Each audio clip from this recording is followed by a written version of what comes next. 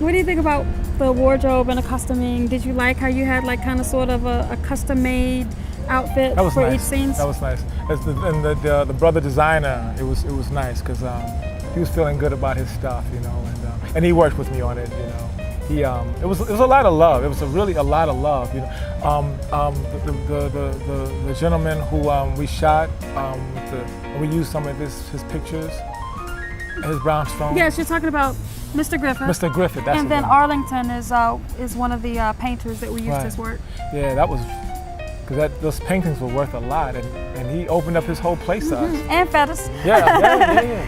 But that's the kind of love I'm saying. When you're involved with a project that people are just giving and saying, go ahead, live your dream. That's a beautiful thing. And in Brooklyn, you know, so you got your own people working with you, which is beautiful. It's you know, to me, it's what it's all about. You know, for real. Why you looking at me like that? Because you make me want to hurry up and write the new movie. Yeah. Well, we do have other things we're going to be doing, but I mean, you know, Deceptive Part 2. But how was it working with us, Miss Producer? Wow, Writer. it was so. I'm at loss for words. It was a lot of emotions going on. It was good. It was hectic. It was dramatic. It was some moments I have to go cry in the bathroom so that you have to see a smile on my face, I'll be honest. And it was cries from stress, happiness, and just being able to see this being pulled off. I mean, this project is many years in the works. It really is. I mean, it didn't take us that long to shoot it, but to get it ready for you guys to love it, it took a lot of hard work to get it done. Wow. And the whole cutting process, how did you feel about that? The what? The cutting process, putting it together, oh, editing. Man. It was interesting. We had 3 editors. We went through 3 editors and we had, you know, everyone had their versions. And one of the things that I did, you know, because I'm an actress in the piece, I did not want to be a part of the editing process. That was something that, you know, Roderick told me not to do. And, you know, luckily I'm not, you know, and I'm not one of those people that's like, I've got to see myself, you know, being edited. So I fell back and let them do what they do and come in and make it happen. Wow. Yeah. Wow. She bought her own cameras and it was nice. She was serious about it. Serious work, you know? Yes. This is a very serious movie and it will be a classic. What about the soundtrack? Somebody told me that you got something to do with the soundtrack. Oh yeah, that's true. Well, I am also, one of the things that inspired me to make this movie is I'm also a recording artist and a music producer and composer. So I actually sweated, you know, after the movie was done, yes, I did compose the movie and I actually put the music in there and I hope you enjoy.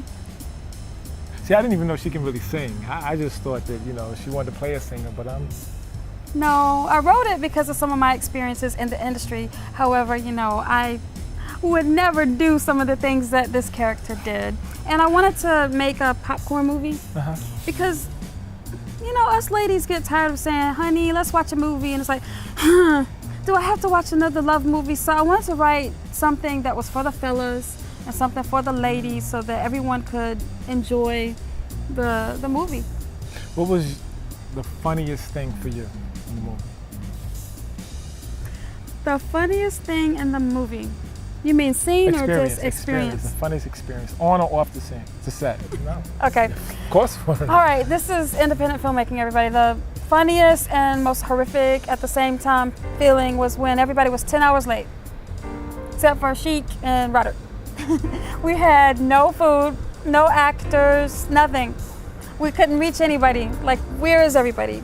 Are we shooting today? What in the world is going on? And that, when everybody showed up, it was funny because I'm happy. I don't have time to say, where have you been? What have you been doing? We've got to start shooting.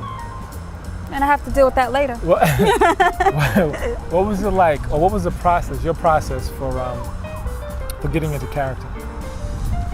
Wow. The process for getting into character was thinking about just sad experiences. Sad experiences, because one thing about Vanessa is that she's an internal person.